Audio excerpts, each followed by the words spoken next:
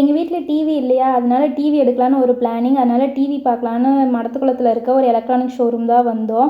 இன்சிடென்ட்டாக அங்கே நடந்த ஒரு விஷயம், இவனுக்கு மேரேஜா அப்படின்னு சொல்லிட்டு இவங்க என் ப்ரொஃபஸர் தான் பத்திரிக்கை கொண்டு வந்து கொடுத்தாங்க. அங்கேயே வச்சு வாங்கிட்டு, அங்கே பக்கத்துலேயே ஒரு கடை ரூ. 20 பொருள் கடைன்னு சொல்லி போட்டிருந்தாங்க. ரொம்ப நாளாக இருந்துச்சு. என் சிஸ்டர் கூப்பிட்டே இருந்தா, நான் தான் வரவே இல்லை.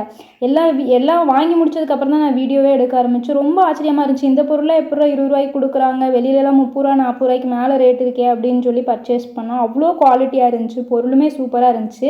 நான் வந்து ஒரு 26 பொருள் எடுத்திருந்தேன். அதுவே ரூ. 520 தான். பட் அவங்க ரூ. 500 தான் வாங்கினாங்க.